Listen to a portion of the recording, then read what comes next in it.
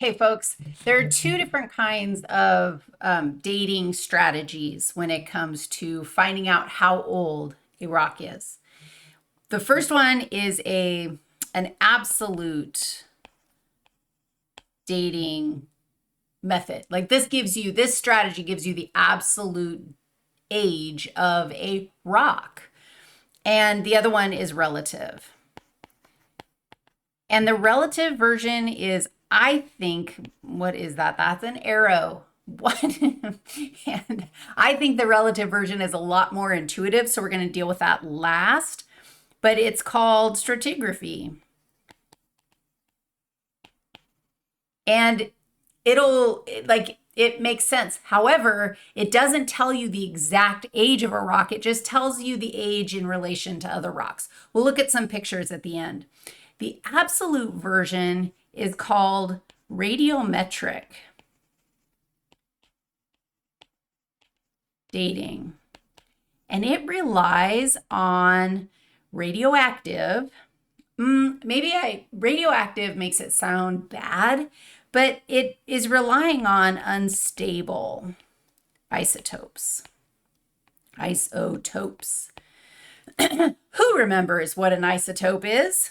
Push pause and holler it out. What is an isotope? It is an atom with a different number of neutrons.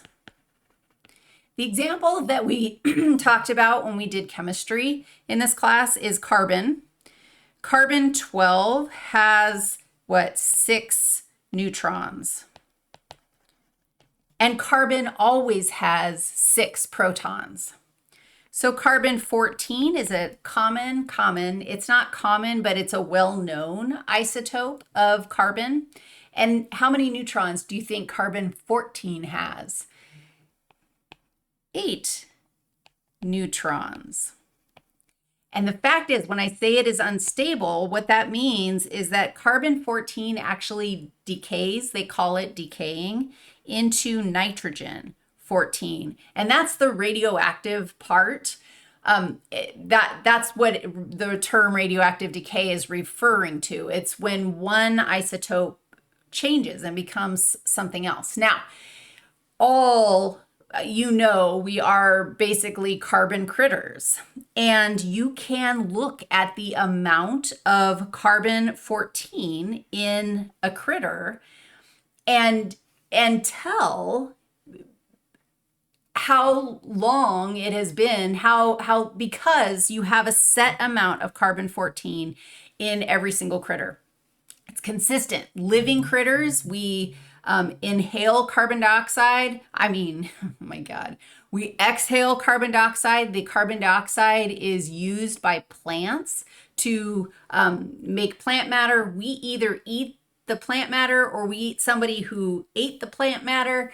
And in this way, we are constantly recycling carbon through our bodies. That carbon has a certain percentage of carbon 14. When we die, all that carbon recycling, right, stops. So the amount of carbon 14 in us is suddenly stopped. But carbon 14 decays. And in fact, this is wild. Carbon 14 has a half-life. So go with me here. Half-life of carbon 14 is 5,700 years. So you push pause, the critter is dead, and the critter is no longer maintaining a certain amount of carbon 14. If the critter has been dead for 5,700 years, then half of the carbon 14 will have decayed into nitrogen 14. That means that if you look at a rock, and let's say we know that this particular rock would have, at time 0, it would have 100 grams of carbon 14. I'm 100% making these numbers up so they're easy. And you check out this fossil and you find that, it has 50 grams of carbon 14. And please understand that I am giving you really weird numbers here. That is, do you agree? 1 half-life. Half the carbon-14 that we started with is now in this dead thing, which means that thing died 5,700 years ago.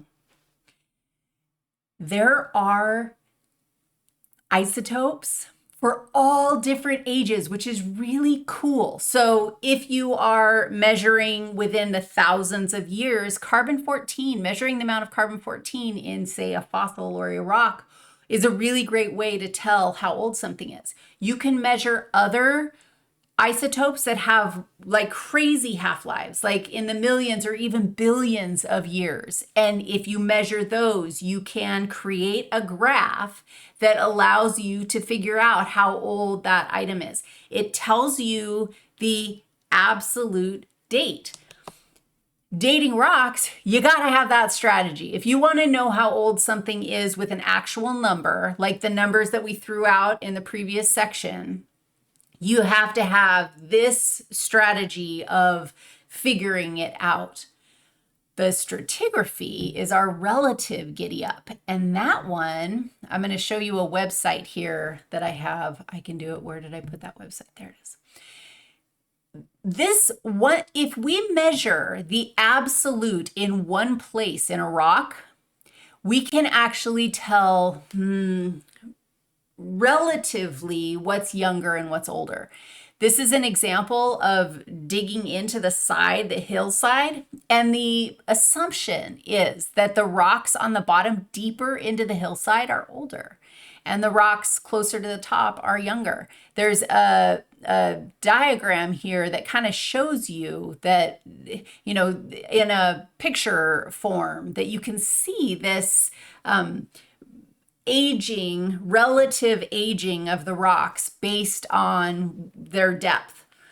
When you combine the radiometric dating with stratigraphy, we go, oh, it works. Like, you do find that the older things are, the older layers, the deeper layers are actually older, and the top layers are younger.